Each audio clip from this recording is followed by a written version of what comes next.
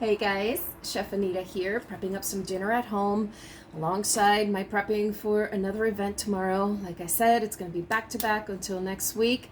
Super excited for it. Last night was absolutely amazing. I love seeing everybody. Thank you, Cornerstone Sellers, for bringing me out and enjoying my food.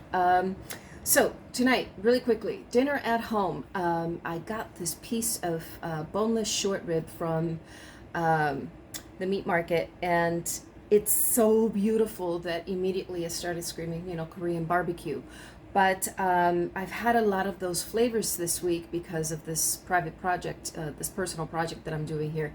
I've been doing a lot of recipe trials with it, so I've had a lot of that flavor. So I wanted to change it up a little bit because I do have some of that Asian pear jam that was part of this project for this week. And again, it screams Korean barbecue because of the marinade. So I'm definitely using those flavors, but I'm incorporating some other stuff in there too, just to kind of change it up a little bit. And definitely using the short rib is going to be very different in itself with flavor, and the way that the marinade will definitely get into this meat because of the way that I've sliced it.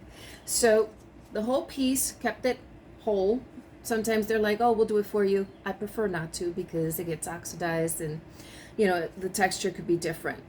So I brought it home and I sliced it really nice and thin. I mean, like, look at this. This is like, ta-da! It's so beautiful. I mean, do you see this? It's so gorgeous. So the marinade is here. So as you can see underneath that, I have also some red onion. In the actual marinade, I blended together some scallion in there, but I love the play on two different onions. It's gorgeous. So this marinade is, like I said, green onion, 2 tablespoons of tamari soy. I prefer it.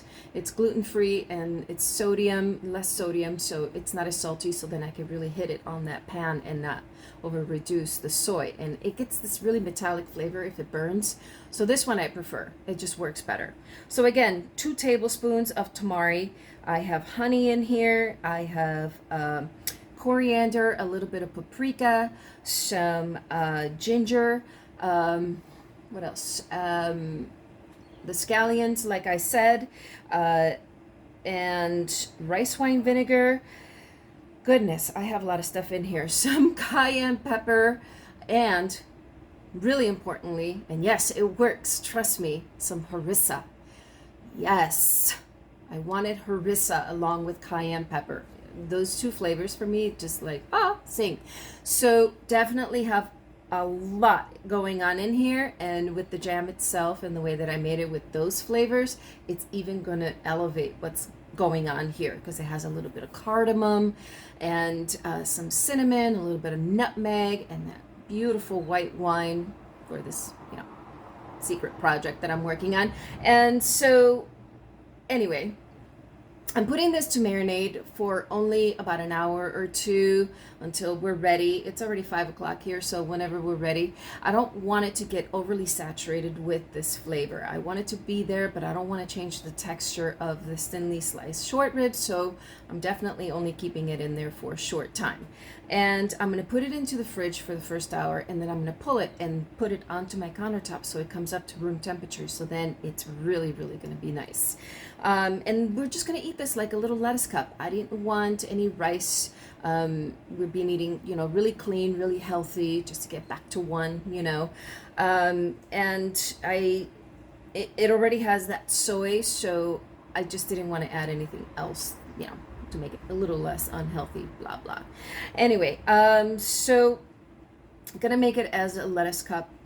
It is going to be gorgeous. And then I'm going to saute a bunch of different vegetables on the side. Some onion, yes, additional onion, some green onion, some peppers, maybe a little jalapeno even. Why not? I mean, like, have fun in your kitchen, guys, So we'll see what I come up with vegetables. I always have, broccoli and peppers and onions and all kinds of stuff hanging around in my kitchen. So this is going to be good. I'm definitely really looking forward to it. Oh, and definitely cooking the vegetables separately from the short rib today.